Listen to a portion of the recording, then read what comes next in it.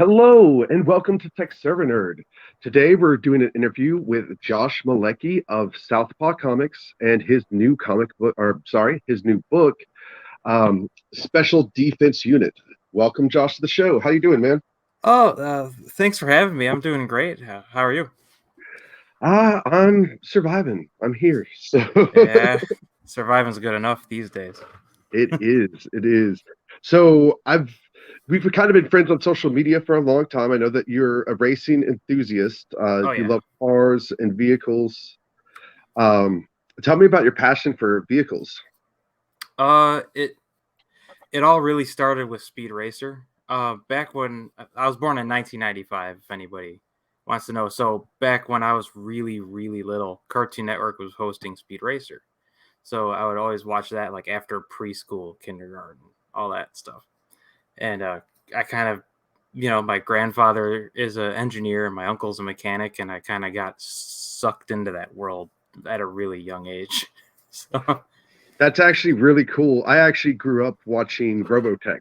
That was my like ooh. preschool, elementary school like gold. Loved Robotech. Actually, I've rewatched it recently and it still holds up. Great series. But I always wanted to join the Air Force and then these glasses. So had I had better eyesight, I most likely would have been in Air Force. A lot of Air Force people, a lot of pilots in my family. But I didn't get to do that because I wasn't born perfect. So Cool. Is Robotech a Tatsunoko production as well? I don't remember. you know what? I would have to look it up. I don't know that I've ever looked in to see who made it. I know I absolutely loved Speed Racer too. Like that, I think Speed Racer and Robotech were the first actual animes that I had seen. I'm 80, so you were what, 95? Yeah. Yeah, so yeah, I was watching Speed Racer when it was originally coming out. Yeah, And so is well, at my that mom. time, That's why she let me watch it. those were the first animes that we actually like had in my generation that I can think of or remember. Oh, for sure. Yeah, and Dragon Ball. Never forget that one. Dragon Ball I'm was later though. Dragon Ball was late 90s. true. I'm a I huge actually do Dragon have a Ball fan. I actually do have a lot of friends. I'm in Texas. I do have a lot of friends who work for Funimation, especially when I was younger, Oh, my 20s. Like friends of mine, people I know, are actually when you watch the credits on Dragon Ball Z. Um, so and just because I hung out in the artistic communities and the creatives and the musicians, and all of them worked at Funimation at one way or another. That's actually when I went to school. I wanted to work for Funimation, but they would never hire me. So that's really cool. No, I'm a huge Dragon Ball fan. I love Dragon Ball Z and stuff. not gonna lie, my roommates now told me I should go to Funimation and apply for a voice actor. Yeah, funny you mentioned Funimation because right before the show, I was just kind of spending the time catching up with My Hero. My Hero Academia. I know my Yeah, daughter got really into that, and I haven't seen it yet. it has, even though it's an anime and a manga, it really does have like that American superhero like spirit to it. Definitely check it out. I don't know. When it's time for me to actually relax, the only thing I really like watching are like animated series. Yeah, Like everything else, like gets too serious. I just want to sit down. I've been doing the X-Men animated, ooh, the original, because I want to get caught up. So when X-Men '97 comes out, like I remember the whole story. yeah. I've been rewatching Justice League, actually. Which one, the unlimited or the regular? Regular and then unlimited afterwards. I will have to rewatch the regular one again because I love Justice League Unlimited so much that I literally rewatch that constantly. Like Yeah, I think I've seen that whole series 5 or 6 times. And it's like that's one of those series like I never think twice about. Like nothing's like I gotta go do dishes or something, and I'm not really paying Justice League Unlimited. That is literally to me, that's like peak superhero animation yeah. personally. That's cool. And I think I missed my boat on Justice League Unlimited. But just to wrap it around, I guess in a nice little bow, I've also been rewatching the 1997 Speed Racer reboot series. What was that on? It was on Nickelodeon in the early 2000s. They cut out all the filler from like the first arc, And so we only got 13 episodes, and it ended like on a cliffhanger and then never came back. But Japan got 32 episodes. So So I you got the whole Japanese set, and I'm just watching it all. so I literally didn't even know that came out. Is there a streaming platform that's on? As far as I know, because I wish I could have watched it on the Funimation platform. As far as I know, it only comes in. I don't know if you saw the picture I posted on Facebook. That huge Speed Racer bust with the like whole Blu-ray DVD collection on it. That's the I only don't know. place I can find it. Do they do dub overs or do they do? Is it all with subtitles? It's all subtitled because we didn't get most of the episodes. Awesome. Actually, I'm definitely going to check into that. I would love Yeah. to see a remake of. I've been waiting for my live action Robotech, but I just don't think it's going to happen. It's like those few episodes of Speed Racer, the reboot, are like the only Speed Racer media I've never seen before. I've seen everything else good and awful. Awesome, man. Let's talk about you and let's talk about Southpaw Comics. Sure. How long have you been doing Southpaw Comics? What are you trying to achieve with Southpaw Comics? Um. Well, if you really want to go way, way, way back to the beginning, I started writing comics when I was like 7 years old. So I saw the first Tobey Maguire Spider-Man movie, and I was hooked on superheroes pretty much from there. And we started with Tiger Man, who is the character on my icon. He was originally just a Spider-Man ripoff with tiger stripes on him, to be honest. But but what are you Dude, gonna ask from a 7-year-old? some of that stuff we created when kids was pure gold, though. You have to admit. Oh, true. Like he could go Super Saiyan and stuff. It was crazy. It Yeah. was. I've made some stupid crap back then. It was awesome though. Um, but we just me and my best friend Jared, who you will find on the opening, like the credits of every novel. We Okay. just kept building on that and those characters for years and years and years. And when the Avengers came out when I was in high school, I was like, I kind of want to do a team thing too. Like, so I can have I can have my cake and eat it too. I don't have to do separate series with different characters. I'll just put them all Right. in one series. So that's when the Special Defense Unit came to be. And when I went to college, I don't know if you had the same experience as me, but coming out of high school, I had no idea what I wanted to do. And going into college, I just kind of winged it for a year and a half. My childhood was way different than most normal people. So I think by the time most of my friends were graduating high school, I was literally hitchhiking the U.S. So That would be an interesting story. different origin story. But when I went to college, I I took stuff that I knew I liked. So I took like film crit, World War One, World War Two, archaeology, all that stuff. But at some point, I was like, all right, I got to figure out what I actually want to do. And I wrapped around back to like, what have I always done? Write stuff. You know, Hmm. in my free time, I would make comics. In class, when I'm done with my homework, I would write ideas in my idea notebook. All that stuff. So, you know, I'm not going to let all this comic book superhero stuff go to waste. Superheroes are kind of exploding in popularity. I'm going to do that. Hope Um, that trend keeps going, but it just feels like it's going the other way. it's going But to peter out, I think, eventually, but that might be a good thing too for a lot of it might independents. because Because I was we need feeling that more fatigue we big need time. more quality over quantity as far as that Yeah, goes. So absolutely. Like, I know a lot of people are very on board the train of never seeing anything that Disney Marvel puts out. But over the holidays, I'm a security officer. I work at night, so there's nothing to do, and especially during the holidays, racing season's not on anymore. There's nothing to do. Um, so I caught up on all the Marvel stuff because I was feeling that superhero fatigue, a lot of burnout. mhm.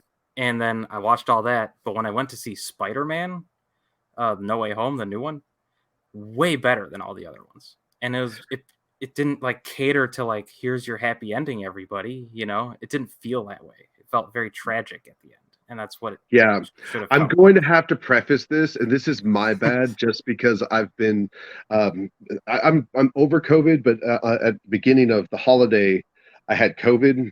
Before, not before the holiday, before the New Year, I had COVID, and so I've been like Oh, actually off of work for like a month. I've been over it for like a week, hmm, but they won't let me go back to work until I have a test. So I actually go back to work tomorrow, but congrats. I haven't seen No Way Home yet.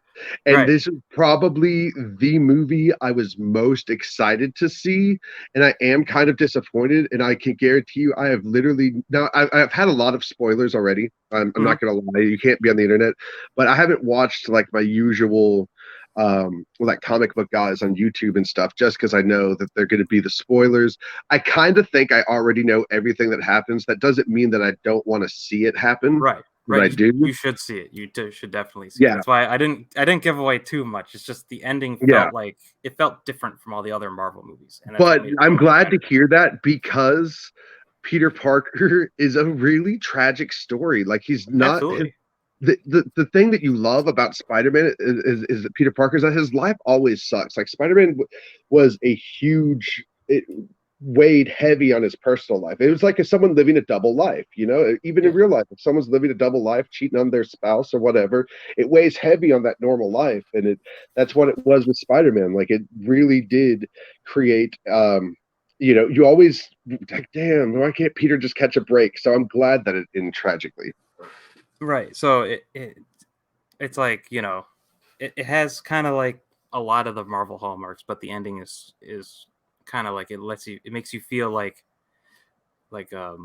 status quo for Spider-Man, the character that we all know that we've all read in the comics has returned. It's no more Iron Awesome. Boy Jr. stuff.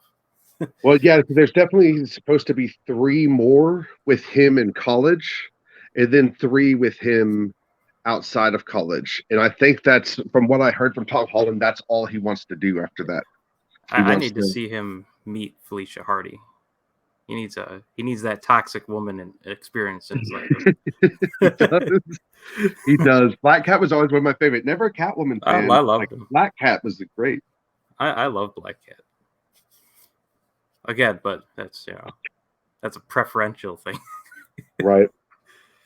So let's talk about Special Defense Unit. Yeah. You know, who are your characters? What's your plot? Like, So what causes it to happen is that you have Jonathan Spire. I'm sure you would like that name. I do. It's a great name. So Absolutely. so Jonathan is a big comic book nerd. Um, always has been. He's influential.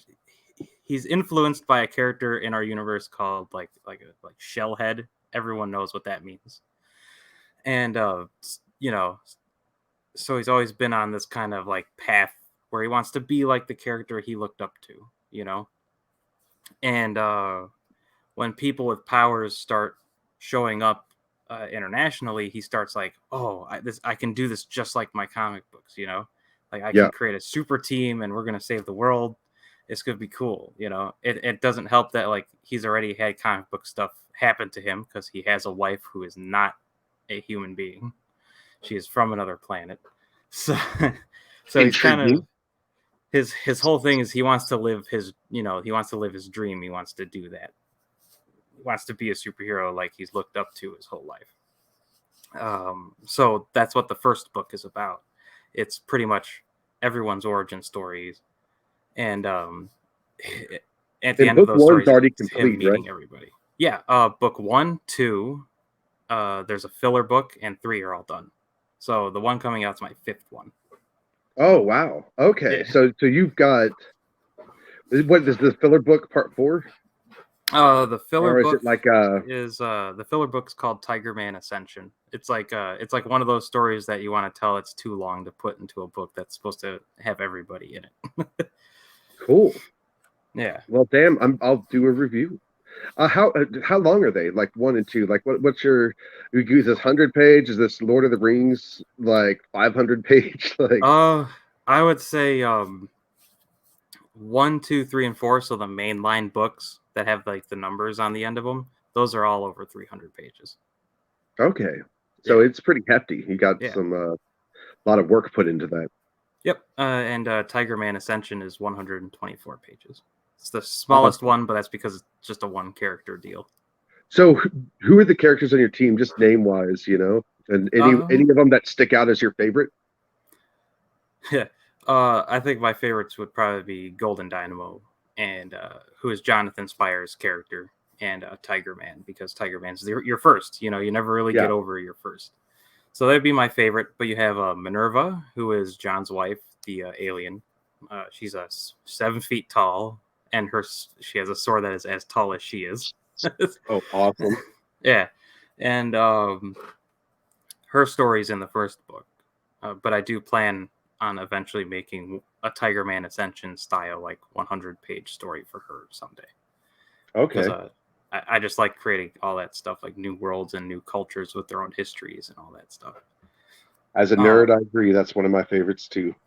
And then you have Master Sergeant, who I've had questions asked a lot about before. He was, I guess you could kind of call him, like, quote unquote, the world's first superhero, in a way. So he was experimented on. Vietnam, actually. Vietnam. Okay. He was given unbreakable bones, and his muscles never tear. They micro tear like you do when you work out.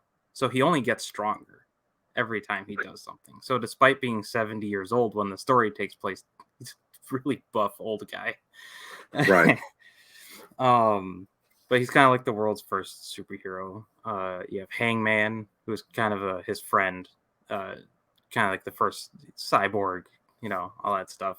But then you have the elemental holders, and they're interesting because I used to hate fantasy stories as a kid, like wizards and barbarians and stuff. Yeah. For some reason, as a little kid, couldn't do it. I was obsessed with them until sometime after junior high school. My taste kind of grew out of it. And so I was like, when I was a kid, I was all about D&D. I was all about the cartoon series, the Dungeons and Dragons cartoon series. I had fantasy toys. And then at one point, I got into Shadowrun, and it was all sci-fi after that. Oh, yeah. Like, not just sci-fi, military sci-fi, like stuff like Aliens and, Terminator and RoboCop and, militaristic sci-fi fantasy, Yeah, but it's funny that I've never gone back. Like I want to play Shadowrun all the time. No one wants to play Shadowrun. Everyone wants to play D&D, and I'm like, God, I gotta be a wizard. Like, come on, it's so lame, Yeah, I was always a sci-fi guy as a kid. So, Star Trek, Mass Effect, Halo, especially Star Trek and Halo. But Star Wars, even though that was like the closest to fantasy I would go besides Harry Potter. But Harry Potter, Star Wars is pretty hardcore fantasy. But I think you might know, and probably most of your viewers would probably know about a little series called Dark Souls. So I have a buddy obsessed with Dark. He's trying to get me to play so bad. I know it's not on PS4, right? Or is it? It's on, I believe, it's on all the platforms. Okay, I need to get Dark Souls. Because I have a good buddy who is obsessed with Dark Souls. Says the best game ever. Constantly playing it. He keeps telling me to check it out. So people have been like blowing my ear up about this game. Here's my thing with games. I love them. I absolutely love them, especially RPGs. I absolutely love RPGs. But the way my brain works, like, how Jordan Peterson says, whatever turns your crank, man. Like, RPGs really turn my crank, and I get addicted to them. Yeah, that's how I was with Mass Effect. Oh my god! Like, I will sit here and I if I'm gonna play a new game, I'm gonna take off work. I'm gonna take a little mini vacation. I'm gonna take 3 days off. I'm gonna sit and really play this because I can't casually play them. So I love them, and if I do that, I would love. This is on Twitch right now. We're streaming on Twitch. I would love to get a Twitch channel up that that I could sit and play games. But I just know once I start playing them, like, it's over. So I have to plan it. Like, it's a luxury, not a baseline. Just because it really gets me going. That's how I am with some RPGs and like with anime and stuff. It's like I'm gonna end up binging this, and there's nothing that's gonna be able to stop me from binging it. Well, this is something I wanted to bring up with you. I do want to do so if when you're doing a stream, right? Like Hmm. right now, we're creating content that's completely original. If Yeah, we were to have, you can still have content that someone else has made. It just has to be transformative. And what that means is you have to take a break from it, sometimes talk about it, maybe have a skit or like a little animation that we do or something. hmm, But I would love to sit down. I thought about this when I was thinking about doing a car channel for work. I was thinking about doing a car channel, and sit down and where we sit and watch Speed Racer. We pause it, we talk about it, like we do, and like kind of like a Speed Racer where it's like literally like, hey, we're just gonna watch Speed Racer today and yeah. do commentary on it, and you know, that was one of the things that I was thinking about doing. So. I do have intentions for Speed Racer someday. I would like to create a licensed, actual like with permission Speed Racer comic and publish that. So, It's have I like one of the told you big about goals. my car comic world? Huh? Yeah, yeah. What is it? What is it? I haven't done it. I'm working. Okay, so you know how like with our worlds, we all have phones, right? Hmm. Everyone knows how to use a phone. It's just like it's the common technology that everyone uses the most. So it's literally like cutting an apple with a knife. Like you can just go and work your phone. Like Yeah. that's where technology is. This world, that's what cars are. It's a diesel. It's called Diesel Punk Noir. It Ooh. is a diesel punk where everyone is some type of mechanical engineer. So people, the way they show off is by adding to their cars. So remember, like Twisted Metal, Yeah.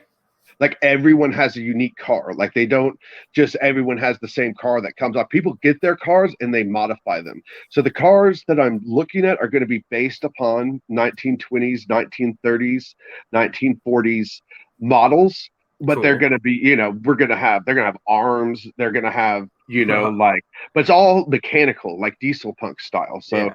not cyber, not any of this. It's just pushing the idea of the motor in the machine to the limit. Hmm. And so there's street gangs. The street gangs all have their own car. The police all have their own car. Like, and it's a noir story of a private investigator detective Oh, that's in cool. this doing some undercover on the mob. The mob all got their cars. Half of it's street races. You know what I'm saying? And Yeah. stuff like that. So I haven't. It's this is more in a concept phase than it is on like a full production. Hmm. I've been wanting to actually get some art done for it. I just haven't had the extra money here in a couple of months. But I try to work on one project at a time. It's in the lineup. It's just I haven't gotten there. So, but I have a lot of ideas, and I think that people would love it. I really dark, really grungy, kind of like old Batman. You know, Ooh. Yeah. Yeah. That'd be it's really going to be cool. based in Chicago, but like Chicago is going to be way more gothic. You Yeah. know, kind of like Gotham. Yeah. So I've kind of our Chicago is like a little bit of the opposite. There's been in SDU. There's been a lot of natural disasters that kind of transformed the city into something totally different. yeah, kind of like the snap in Marvel, right? Kinda, kinda. I But do love that they always bring back that moment, and they have to mention it in every film, TV yeah. show. It has to come up. Oh man. But yeah. The elemental holders are kind of the big deal, I guess, in the books. Uh, they're like where the fantasy stuff comes in. Are these are villains, or is this like another group within your Um, world? these are like the youngest group of heroes that are like learning. So I guess when I describe Special Defense Unit, it's kind of like X-Men and Teen Titans. Okay, Yeah. So like you have like that the does make older, more experienced heroes, and then you have the younger ones. okay. And the elemental holders were chosen. I can't say why yet. That's for volume 5. But but they were chosen to wield the powers of the elements, obviously. And there's 5 of them because in our lore, um there are elemental guardians, and there's a guardian of lightning who says who kind of differentiates himself from fire. You know, he's like, Right. I'm plasma, you're gas. It's not the same thing. We're not this, so Makes that's why sense. there's 5 of them. I would love it that if like actual spirit, not just in my mind, maybe I'll bring this up some point. I want spirit to be an element, like have a team that they have one dude, like you got the water person, the fire person, then you just got this wizard. Because what does he do? He deals with like, the what is it, like the antimatter and the black matter, like the other worlds and dimensions and shit. Yeah. I do have a character lined up like that. Not revealed yet though. Okay. So my favorite thing on any story is 90% of the time always the villain. So tell me about your villains. All right. So the villains, there are plenty of them. But the cool thing I think about our villains is that they are all like strategically smart. All of them, but like in different ways. So I think the biggest villain in the series so far is the Broker. His name is so straightforward. It's exactly what he sounds like. He makes money by getting and selling information to people, like really high power people. So kind of like a Lex Luthor around. corporate. Yeah, but he's got all the information like Mark Zuckerberg. Yeah, he's not a front lines kind of guy. And his whole thing is he wants to bring John Spire to his knees. Basically, his motivation is like, I hate this guy and I really want to humiliate him in any way possible. But he does have a team around him. He's got a Crackshot, who. What I like to write about Crackshot is that he never misses. If he ever misses a shot, it's because it was either deflected or an outside force messed with him, like directly. He never actually misses his shot. So kind of like Bullseye in Daredevil. Yeah. Awesome. And on a personal note, I tried to do a character like that one time, and I had a hard time. I was like, he's just gonna kill everybody. Like, right. As a writer, and like it seems very difficult to have that type of character. Like the Hawkeye and if Hawkeye was a villain, like how do you have a villain that doesn't miss? Because then the hero's always getting hit. But anyway, no, that's just like a personal note. I tried to do it. And I was like, I don't know if I could effectively do this because it's almost too powerful. Yeah, but like too powerful with Master Sergeant, at least his bones don't break, so he could crack off a headshot on Master Sergeant. The hero's gonna get up anyway. Right. But I'm a big 2A guy, so I like guns and I like showcasing all my favorites. So that's really cool. So that's why you have like 3 characters that use them. And then you have Deathstalker. She's one of my favorites. She came from the same program that created Tiger Man. So Tiger Man is as perfect in our universe. There's a human animal like super soldier program, like a hybrid program. Okay. And the whole point of it is that they wanted kind of a covert soldier that had these enhanced abilities. But the problem with splicing DNA like that is that you could get deformities from it, obviously. So Tiger Man is like the closest they've gotten to perfect. Deathstalker is the furthest they've gotten to perfect. So she's got like the carapace, her hair fell out. She's got like the spines there that like scorpions have, and has like a tail and everything. So they couldn't use her. So rough road. Yeah. So she inevitably became a villain because obviously. But that sounds really cool. Her sting is boy, you just don't go near her tail ever. Like super poison. Like, yeah, if she ever so much is like gives you like a finger prick or something, it's gonna hurt or might kill you. Well, I can't wait. once I get some money under my belt, I'll pick up number one. I'll do like a little review. I would say if you don't mind, but I think I could do it regardless of whether you mind or not. Go ahead. I But love reviews. appreciate it because these characters do sound fun. I What do love you want to reviews. see like the end game? Do you want to get like an actual book made at one point? That's an actual comic? Or are you Yeah. just plan to keep doing novels? We do have comic books. We have issue number 1 is in production right now. I just need the money for it. Preaching to the choir. I got a couple pencils for a couple pages. But it is being made. And that's one of the things with my racing stuff is I think it'd be a pretty cool gimmick to be a guy who races cars to fund his comics with prize money. That'd be kind of cool. That would be awesome. But it's the money thing right now. Are you gonna put that's why Southpaw they're on the car that you're racing? Like Southpaw, like on the hood? That'd be awesome. I would love to get a Southpaw Comics decal. That'd be big. Yeah. But yeah, so yeah, we got Deathstalker. There's Black Tiger Fist, which is kind of like the Chinese knockoff of Tiger Man. I do a lot of dunking on China.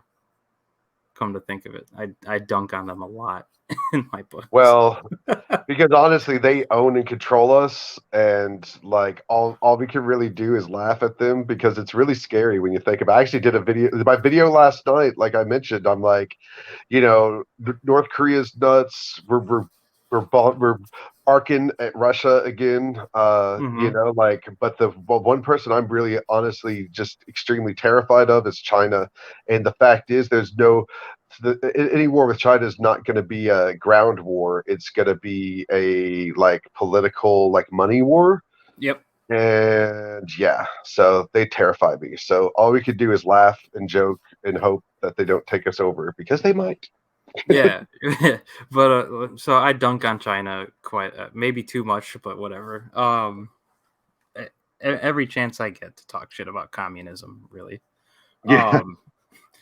And so you have Black Tiger Fist.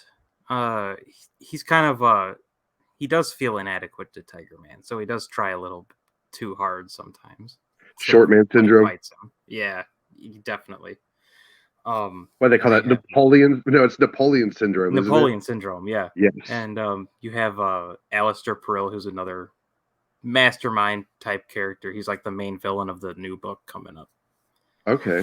So. Tell me about him. Is he like a wizard? Because Aleister just automatically makes me think about Aleister Crowley. Is he kind of? He's just a very insane man. He was he's the one who started the human animal hybrid experiments in the first place. So his whole thing is he's always wanted to create super soldiers. Which is also why we have Downfall, who is another villain, who is a mercenary. That was like his first attempt at a super soldier. It didn't work out the way he hoped. Right. Were you a TMNT fan by chance? Not as a kid, no. Okay. I should get into it. Everyone says I should. When I think about human animal hybrids, man, it always takes me to TMNT. It's funny. I was raised on TMNT. I've got the comics. I still collect TM. I haven't been buying as much comics, but I still do buy TMNT, Last Ronin, and Usagi Yojimbo. Like those. That's like some of my favorite series, especially Usagi. I've been reading for years, and my friends, they're like, "You're a furry." I'm like, "No, I'm not. Like, I don't wear furry costumes. I just really like this ninja Ronin, that goes around and saves people. And like, he's a good person who does good things." But one of my friends is convinced I'm a furry, like closet or something. I don't know, but whenever I think of the human hybrids, man, it takes me back to the TMNT. Yeah, and with Alistar, he's tried everything. He's tried putting humans and animals together. He's tried doing a Master Sergeant style super soldier, which is what Downfall is. He's tried recreating the elemental holders. He's pretty much tried everything. He wants to kind of he wants to rule the world from the background. So while the broker is kind of a smaller scale, like I just want to destroy this one guy and destroy his life. Alistar is the kind of like I want to take over the world sort of mastermind. Awesome. Well, I cannot wait to read it. Yeah. Sounds like a lot of fun. It gets a lot Tell more everybody, fantasy after this. So tell everybody where they can find you on social media. We got so just so y'all see, we do have his link to Wix site to buy his books. Yep. Going on the ticker at the bottom, y'all can go there. Where else can they find you to follow you on social media? we got at Southpaw Comics 1 because no one will give me their underscores on Twitter, and we have Southpaw Comics on Facebook. Both pages are linked, so if you go to the Wix site, on the top right corner, there's a Facebook and a Twitter widget, and it'll send you right to it. Awesome. So the Wix site is pretty much the hub to go anywhere where I'm at. I just need to fix the mobile site, so the desktop site is the one that works the best right now. All right. See that, people? Go to your computers. Don't use your phone. Actually, I went to the phone and it worked fine. Did it? I think so. Oh, I cool. definitely went there before I got. I mean, I don't know if I saw the widgets or not, but it definitely wasn't that bad. So.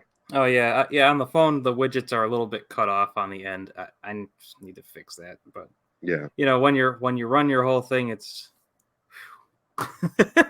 because it's like, I write the books, I make the websites, I make the social medias, and edit and proofread and format and publish. Oh my it's a lot of work. People Yes. don't understand. It's like a lot. Just to get the Amazon cover creator to work took me 2 days. So I try to build comics. I try to stream every day. Like I try to, like, I'm still like, this is so. I mean, I think we got a cool little studio going here, but like, I'm planning on doing. I've got overlays I'm looking at to put in the background, animations, trying to learn. And actually, it's actually when it comes to doing the actual work, putting it all together. Like it's easy to think about what I have to do, but it's like doing it. It took me like 3 days. I haven't even done anything with it yet to set up my Patreon, my Rumble, my YouTube, and Yeah. one other, all to my bank. Like Okay. all I was doing was attaching everything to my bank. I still got to go finish my Patreon. My Patreon's like halfway complete. But it's a lot of work and a lot of time. Yeah, You know, I used to try to mistakes get stream, made too. and it's not easy. Mistakes get made, and you just have to be like, oh well, you know. Oh yeah, trust me, I know about that. In 2018, right? The volume 1 that's on right now is the second edition of the first book. So that means it's been re-edited and re-proofread and improved upon and then re-released, right? Right. But the first edition, what that I released in 2018, was accidentally released without page numbers. Oh my god. Yeah, So I had a college everyone who art bought it, teacher. I had to give them bookmarks. That's so funny, but that's a good little gift to it. Yeah. But there is a art teacher I had who told me it's the mistakes in art that makes art perfect. Yeah. You know, like, oh, you got that face, great. Well, so can the next artist and the next artist and the next artist, but you messed up on that duck. No one else is going to do that. Dude, your art teacher is way that's nicer your than unique mine. signature, was that small mistake you made, you know? Your art teacher was a lot nicer than mine. Oh yeah. Yeah, I want to tell people something very important about being a creator is you will hit so, like, for everyone who will encourage you, there will be someone that will be a naysayer. And a lot of them. That's rough. When I was in high school, I did 2 creative writing classes. I did one in high school and one in college. And both of them said, if you write anything about superheroes, I will fail you. And I wanted to write superheroes anyways, because that's my thing. And where the high school one really did like torment me over it, like mentally, like, oh, I'm gonna, if you don't pass this, you're gonna get held back or whatever. The college one actually did kind of back off, which is why I did write novels in the first place. Like, a lot of people ask why would you write a superhero novel? That makes no sense. Lack of money and lack of patience. Expensive to make a book, though. Lack of money and lack of patience. That's really about it. I did not want to wait to get my ideas out. But and I've had old high school friends, not naming names. They probably won't watch either way because they don't support my books either, who have told me, right? I'm like, hey, it's been a while, right? Trying to catch up with them, and they'll be like, oh, like no one talks to you anymore because we find your drive intimidating. Like my work ethic is too intimidating to talk to me anymore. It's weird. That's a good problem to have. Yeah, I know, right? I mean, it really teaches you who your friends are. I'm trying to start a comic book career and a racing career in the same year. You can't really slow down. Yeah. There's always something to do. But, at that point, what happens is you find quality people who are worth being around, who will help you and will support you and help you. Yep. It's not easy being a creative. I don't. Jordan Peterson actually did a video on it about the curse of creativity. And Jordan Peterson, are you familiar with him? Yeah. I love Jordan Peterson. Okay, good. I was gonna say, if you don't, you need to watch some videos. I didn't know about his curse of creativity. But he did. It was about the curse of creativity. Because you have so much of it. Like this actually happened to me the other night. I got into a creative flux and I just kept creating. And next thing I knew, the sun was coming up. And I was like, oh crap, I gotta go like to work. You see, because once the brain gets there, but what do you do with the energy? You can create this energy, you can put it out there, but until you can find a way to monetize it, it's more of a hindrance than it is a help. Once you learn how to monetize your creativity, that's amazing. Like then it's game on. But until you monetize your creativity, it's like a curse. That's very very astute, actually. Yeah, it's weird because I was told this, like, oh, you're intimidating because you work so hard, kind of stuff. These are by people who claim to be creatives. Like, I wanted to start a music career, and I'd always push them, like, do it, be a singer, do what you want. Nope. Well, I guess someone whose drive like mine would be intimidating to a person that doesn't try. Yeah. I've met a lot of people, without naming names, right, that within the creative sphere, and hell, I actually kind of fall under this because I'm ADD. I'll start and I'll change things, but there are a lot of people waiting to get discovered or whatever. You know what I'm saying? Like, I'm creative, I do this. This is in all creative spheres, like comics, art. Like, there's this concept that one day you're going to wake up and everything's going to be given to you, and it's just going to be different. And that's not how it works, because you have to suffer. You have to go. I'm much older than you. I'm 41 years old. I knew what I wanted to do when I was a kid. I wanted to write books and make cartoons, and that's what I wanted to do. Now, can you imagine, like, so I went to school for animation and wanted to do animation, communications, stuff like that. I ended up just going to a trade school, though. I didn't go to like an actual college. But I went to a trade school to do animation, and then I graduate and I'm trying to, like, I'm like at a computer, like animating like anime eyes, and my family's like, we failed. Like my friends, like everyone's like, what's wrong with you? Like, why don't you just go get a job that you hate? And that's what I did. I ended up getting jobs that I hate, but constantly knowing that I hate it. But then I have to go to the job that I hate and then go home at night and spend hours working on stuff that might never ever become anything, Right. That's the wonderful thing about working at night, though. I will have to say, the wonderful thing about being a security guard at night is that I get to go back to my security desk and start writing. A lot of the stuff in my books are actually done at work. My buddy Frank, who does Shades of Dominion, and I've helped him get some art on that for Shades of Dominion, and he actually was a security guard. He wrote his entire game, which is like a unique tabletop game. It's different than any other tabletop game I've seen. Like, it's totally so he'll know, that's for sure. But he was night security, and he would write stuff up, and he would build character and like gaming systems. When I was at the vape store, I mean, I would do a broadcast. I'd get at the vape store early and I'd lock the door. I'd get there at 10 a.m. I'd do my first broadcast at 10 a.m. and then I'd do stuff at night. And then whenever there were protests or stuff that I knew that was going down, I would take the day off and I would live stream the protest. Like I would get multiple live streams and put them on my screen, and then live stream the protest. So, Whoa. Hey, so you got to take advantage of your time, even if it's at work sometimes. But just be very. People look at me like that. I'm crazy. Like, you don't watch TV, which I have actually been watching TV recently because I went 10 years without television. I don't know if I've told you that, but I didn't have a television, but I wrote every day. Yeah. I did have a phone for like 4 or 6, but I even resisted the phone till like 2013. I was still using a flip phone until 2013, not because I was poor, because I didn't want to plug in to the major.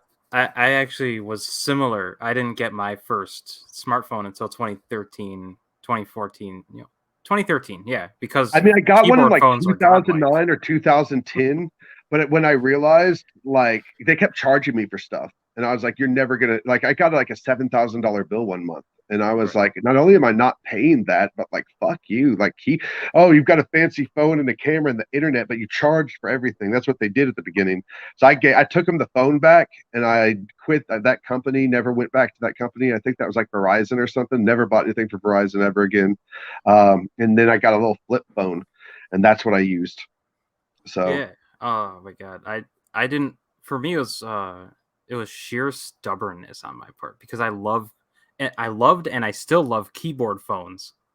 They're so like, all right. We already talked about how you and I love mechanical stuff. yeah.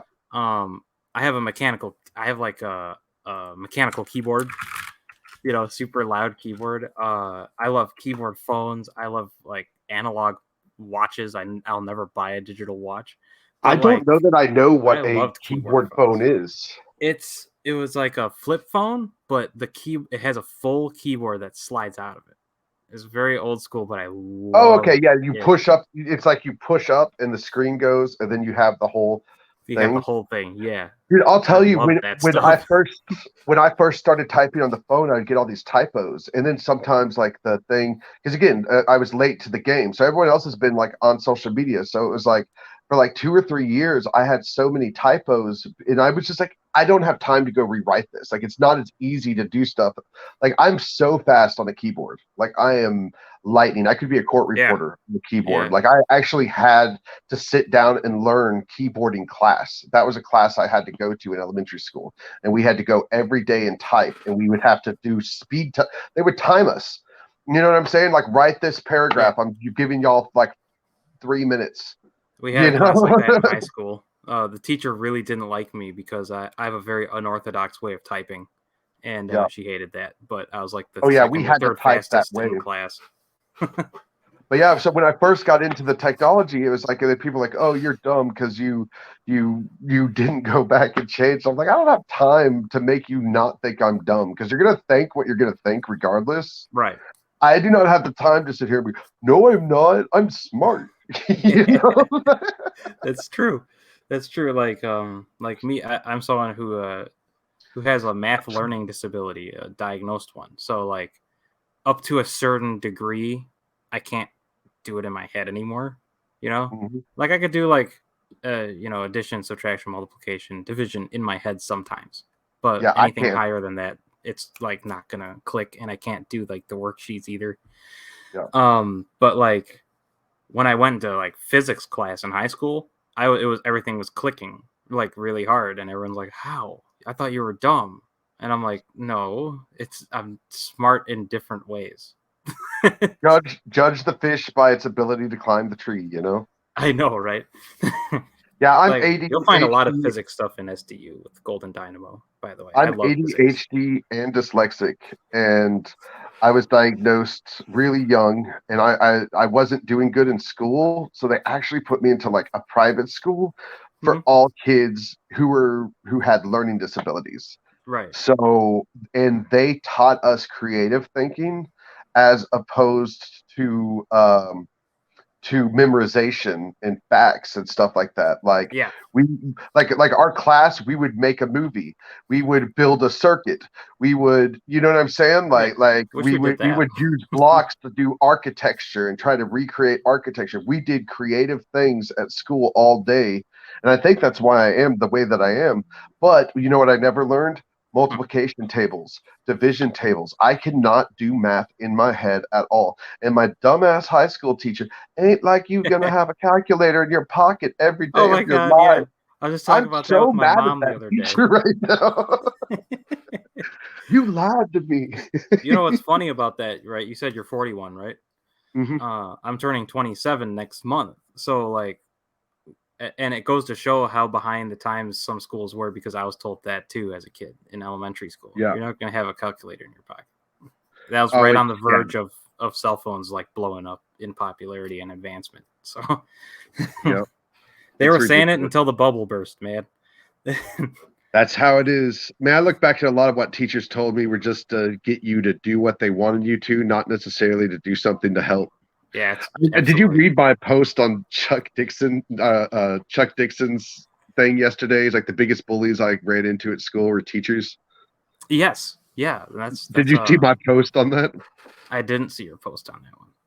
Dude, I had a teacher. So we were in a punk band, right? We really but both me and my buddy were like Christians. So we were like kind of like, I guess we called it straight edge back then, where you were like, Ooh. I don't do drugs, but I'm still like a rebel, you know? CM Punk style.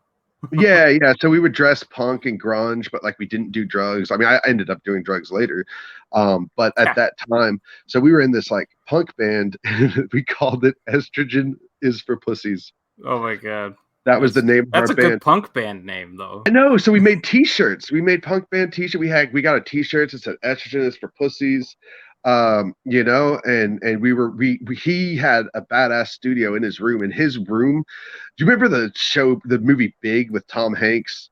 Yes. When he had like the big ass room that was just like he had a studio in one part of the room. He had a little like this room was a house. Yeah. Basically, and it was attached to a house. So I was like, literally, there was a section for it. He had his desk and his thing. He had his video game stuff set up over here. He had He had more comic books than anyone I know.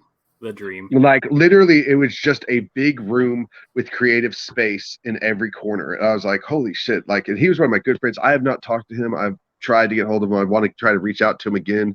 Don't really know how to get hold of him because he's like my best friend up until high school, and he just kind of disappeared. But anyway, that's not the point. Estrogen is for pussies. So I wear this shirt for school.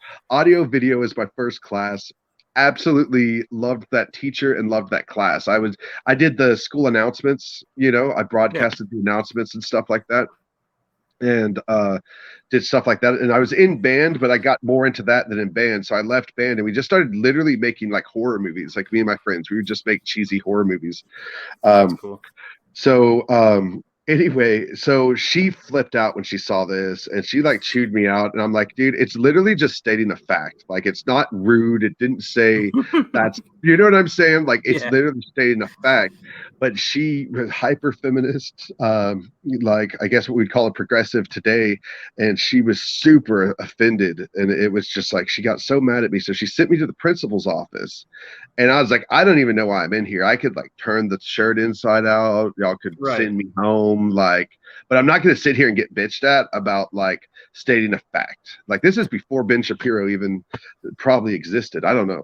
But I was like, you're like, I'm not going to sit here and take your shit just because you can't handle facts. I'm not going to do it, you know? And he's like, oh, so you're going to be like that, are you? I'm like, yeah. So you know what they did? They took my ass to the cafeteria where the pace setters were getting ready for the football game. You know, they'd make big signs and shit, and they all come in their little like pretty like dancer kick things. I don't know if they all have pace setters up north, but they're like our dance crew. They're not the cheerleaders, but they're like dancers kind of.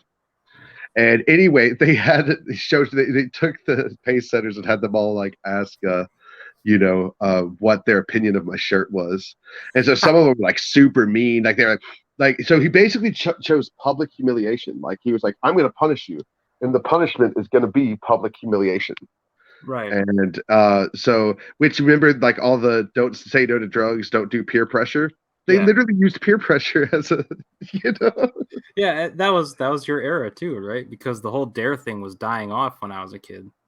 Oh yeah, no, I learned how to make crack cocaine in band. Actually, we had a police officer come to band and tell us if you take the cocaine and you add the baking soda and then you cook it in a spoon.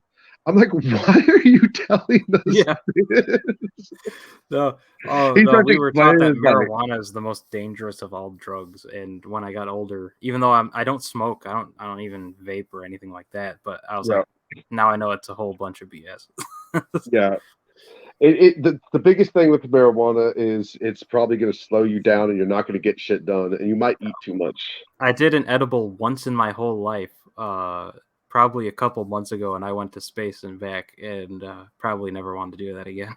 You're like, okay, that's enough. I was like, well, I said after that, I was like, I'm glad I had the experience, but it's not for me. That's enough. Yep. It was crazy. I Right was on. holding on to my friend's bed like it was for dear life. Like, it was a wacky experience. Like, a lot of people feel like they get like heavier, right? Yeah. But for me, I thought like I felt that, but in my head, it was like I'm getting heavier because I'm going faster. Like I felt like I was going so fast. I felt like if I let go of this bed, I'm gonna pew off into the stratosphere. Or it's like it's like I felt like I was a bullet being held still while moving. Right. It was wacky. I have never felt that way before. Would rather not feel that way again, though. That's awesome. Yeah. Yes. My very first experience, I felt like I was floating or something. So I wish I had that. I felt like I literally was floating above myself. I was like, oh, geez, But Yeah. that's not what we're here to talk about. Well, sometimes marijuana is very important for the creative process for some people. It definitely is. I tried to explain. I was talking to a friend of mine the other day because they were discussing it on a Christian group, and all I did was like take the quote from the Bible that was, what was it? All seed bearing plants and herbs are there to use. And I just commented that. Nothing else. No, no opinion, no nothing. I had like 30 responses of people wanting to argue with me. And I'm like, I'm so confused. Are y'all arguing with the Bible or are y'all arguing with me? And then they're like, well, what are you gonna do? Eat poison ivy? And here's the thing about that is what people don't understand. Every plant has multiple purposes, like with hemp, for example, you've got rope, you can do the weed, you've got the CBD, which is an anti-inflammatory, Yes. you've got the THC, which is a psychoactive, you've got every cannabinoid under the sun. I think there's like 400 different cannabinoids. And I mean, you can make things out, like there are, I think with like poison ivy and stuff, I think it protects against certain bugs. You know what I'm saying? Like it keeps like certain bugs from getting into that thing. There are other uses. Like every plant wasn't just here for us to walk outside and pick up and eat. And I think that's what all these Christians thought I was talking about. Like, right. like the only use for marijuana is to smoke it. And it's like there's hundreds of use. You could make concrete out of hemp. Yeah, You can make one of the history. greatest strengths of humanity is the ability to manipulate our environments to be whatever we want. Yeah, and that's literally what it said in Genesis. Like take this place and make things out of it and do stuff. It's like the perfect platform. Yeah. Yeah, and then everyone's like, "Oh, you didn't do what I want." So I didn't argue. So literally, everyone who made a comment, my response to them was okay. Yeah, and like Okay. I was in I'm not like super religious, but I know plenty about Christianity and all that because 4th, 5th, 6th, and 7th grade I was homeschooled, and the homeschool people we were with was a Christian school, so I did have like required like Bible studies and stuff. Yeah. So yeah, you're right about all that, and also when I wanted to be an archaeologist, I learned a whole lot about everyone else's religions too. But yeah, I got really into religion about junior year. It was senior year. It was my senior thesis or something. Like I had like a big research paper that I literally had to spend the whole year writing, which was great because I actually finished it in like a month. nice. Because when I get into stuff, that's what I'm saying. Like my ADHD, when I'm doing something I want to do, my ADHD is hyper focused. But when I'm doing stuff I don't want to do, I can't focus on it at all. Like, but I was Right. doing something, so I started this religion. So I went through, and I swear to God, I'm still writing that paper today. I've read at this point. I finally kind of moved back off of religion and cultures around after 2012, 2014, and kind of got back more into fiction because I was just, it was just like I don't know, the people I was around at the time and the things that were going on. I'm just like, I need a little normality again. Like, let's just go back to like Yay Team, like Yeah. something fun. And plus, I've always loved art, you know. Yeah. But yeah, I And got so into that. I've like literally like I have know so much on all of the religions. I know all their folklores, and I guarantee you, all of it's going to come up in books. So yeah, and especially it's good for and I don't mean this as an insult to anybody, right? But the religious texts of other religions is kind of like almost the first or earliest recorded human fantasy writing, yeah, and well, it's it's super mythology. helpful to know. Our Marvel is a mythology. DC is a mythology. Like people Yeah. don't really understand that, and I've actually made videos on it, and I'm sure I've written on it before. That literally these are our cultural heroes. These are our gods and goddesses that inspire us to do things. Hmm. It's just our culture has changed, so the way that we experience. But there's literally a pantheon. I think one time I actually took the Oh, this is where I get way too creative. I took the whole things like 7-step system that's in Masonry, Scientology, Ooh, and cool. it's Masonry, Scientology, like the OTO, like all these different like cults. They Yeah. all use the 7 levels that you go through in order to go into initiation. And I took it and then I covered it with superheroes. So it's like you'd have to go through the rite of Captain America in order to get to the rite of Spider-Man in order to get to the right till you can like graduate to like Superman. Yeah. And I never started my cult, but if I started a cult, that's what it would be. Yeah, and like especially with Superman, a character that is not being treated well right now. You know, I I've think definitely heard some things. I think I mean you're Guantanamo wearing Bay, one. right? You're wearing one, but I think Isn't everybody this technically has a Superman Superboy? shirt. Yeah, Isn't this technically Superboy? I Like, guess if you reversed it, yeah, wait, is it back? Well, no, it's backwards because yeah. okay. But yeah, I thought Red and Black was Superboy, so I was like, Red it and was Black like, Superboy, but yeah, it was like it's Superman. I'm like, it's Superboy, and I like feel like like I told them, the Superman symbol or the House of L symbol, whatever you want to call it. right? Um, I think probably every single comic book fan has a Superman shirt or a Superboy shirt, and Yeah, it's my because mom buys all mine. Superman. Honestly, I wouldn't buy a Superman shirt myself, but my mom, as she sees Superman, she's like, "John's gonna love this," and she goes and gets me some Super. I have like 5 Superman shirts. If you look at my Facebook profile, I have a habit of making like a shirt tear profile picture like every year with a different Superman shirt on. Right. um, but like Superman represents a lot of what superheroes are about, and it's just like that. Uh, it's an important symbol, and that's why a lot of comic book fans hold it in high regard. You know, Yeah.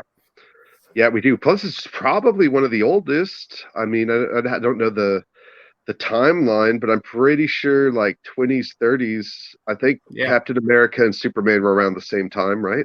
Wasn't Superman or Captain America was actually later, right? 50s, 40s, yeah. He was a little bit. Captain America was in the 40s. Yeah, and Superman was in Superman the was back 30s. in the 30s and Yeah, possibly even the 20s. yeah. Yeah. But So, same with the bat symbol. It's just as far as religion and kind of comic books goes, these things just mean those sorts of symbolic things to everybody yeah, who are very invested in it. You know. right. I'm not saying like wearing a Superman shirt's the same thing as wearing like a cross on your necklace or whatever, but it you can It means compromise. it represents something. It's Yeah, an icon. right. So, But like that's one thing I like to do with Special Defense Unit is that every kind of era or type of character is represented in these books. right. You got like the science freaks, you have the magical characters, you have characters that would fit in the 90s or the 80s or even the 60s style books, stuff like Yeah. that. So no, we're not going to talk about my book until I get more art. But I was going to say with my story that I write that I've been writing for years. You've probably seen art. Some people don't think the anime stuff is very good, but it's kind of a fantasy that takes place in like the 1800s with kind of like a cowboy feel, but it's American fantasy as opposed to European fantasy. So I got dinosaurs, you know what I'm saying? Dinosaurs, the Bigfoot, is in it. Cool. Sasquatch tribes, and it's Yeah. basically the American Revolution, but like almost like Avatar, where you've got all these different the Goat Man, you've got the the Mothman, Chupacabra, Quetzalcoatl, like South American. So I took from Native American. I've taken some from Mormon mythology, and I'm now researching the Amish, which the Amish are wild, bro. They Really? are wild. Oh my god, yeah. Goat Man was born to an Amish woman. She was giving birth, and they gave birth, and they looked, and it was a goat, and so they told them to go kill the baby, and they took it away, and the woman never saw her child. They just said it was a goat, and they took it away, and so one of the grandfather kidnapped. He said he was going to go kill it, and told him he killed it, but he raised him in a barn. That's crazy. And then Goatman escaped, and he's been haunting the Amish as well as non-Amish people ever since in that area. So yeah, they definitely. I'm like, man, I didn't realize. So now I'm having to get into Amish. I'm trying to get more in the Mormon. I'm trying to look into religions that started here. I might even pull some Scientology into it. Yeah. But because I want to use American mythologies, but I want it with that steampunk cowboy feel, like if you looking at it, it looks like a cowboy thing, but like when you get into like the mythology, there's all types of stuff going on because it's all taken from folklore. That's cool. And the Revolutionary War is part of our folklore. The Civil War was part of our folklore. Native American was part of our folklore. Amish, damn, Scientologists, like everything. Like there's so much lore in North America. I was just like, why do we always keep going back to English? I couldn't figure that out. I'm like, why is everything English? Like I would love to see like Russia did a movie. I don't remember the name of it, but it was like a Russian superhero movie. And they had like a guy who turned into a bear, and like they were just very Russian. And I'm like, I just that's what I'm not seeing. Like I would love to see other cultures make fantasy and sci-fi based upon their culture rather than just taking the culture that was in Lord of the Rings and just redoing it an infinite amount of times. The Guardians. It has like the bear guy with a minigun. Yes, I still haven't seen that, but I do remember watching the trailers, and it looked fantastic. Do you watch a lot of Asian action films? Like back in the day, it was like John Woo. I'm not up to speed on them, but they have some great kung fu movies and action films. John Woo was the shit back in the day. Like I used to love watching Chinese John Woo films, But yeah, I never saw that. I saw that America just kept trying to recreate. So that was my goal with the story that I write, was to create something uniquely American that takes that idea of like freedom, and that strive to be free, but then also like kind of tap into all the culture that's been building here for 200, 300 thousands of years. That's a really cool idea. I think you should. I think that's going to turn out pretty good. Thank you. I've got some art. I'll show it to you.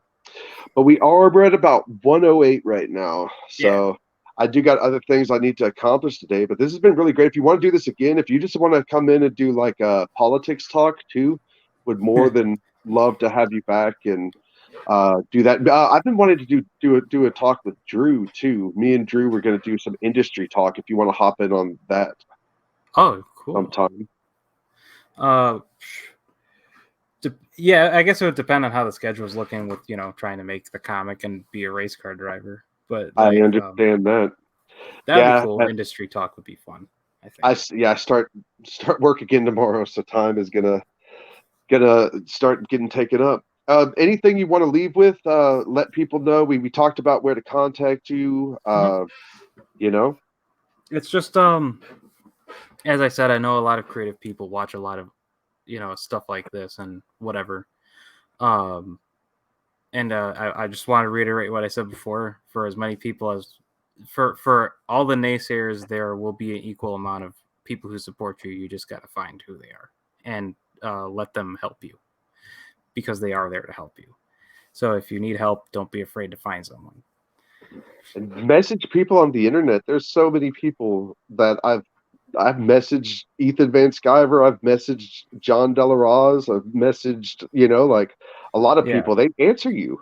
They Most do. of them And even with JDA and Ethan, and I think this goes for a lot of people. Their Even online Chapstick's personalities can be very, very intimidating. Yeah. You just it's all like you just gotta nut up if you want the help. Like when I get a little more into it, I'd like to talk to Tim Lim, Iconic Comics someday, because I'd What like to about do what they're lobster doing. with Tim? Oh my God, man. So You know what I'm talking about? yeah, but you use your resources. There are tons of them, even if it doesn't look like there is.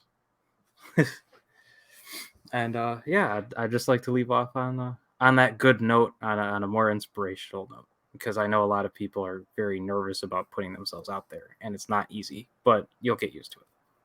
Well, you're definitely inspirational and a very hardworking person, and I Thank you. personally appreciate that and am excited. I'm gonna go ahead and pick up. I've got to get a paycheck under my belt, so it might be a week or two, but I'm gonna That's fine. pick up the first issue and tell you what I think, and look forward to book 5 coming out.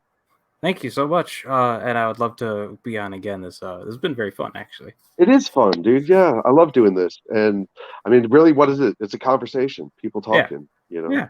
So, yeah. All right, guys. Well, I'm gonna go. Josh, go ahead and stay with me. I'm gonna log off. I'll talk to you for like a couple seconds Sure. after we end the stream. But for everybody else, it's been great. Like, share, subscribe, and buy Special Defense Unit from Southpaw Comics. You got the address right there, guys. And talk to y'all later. All right.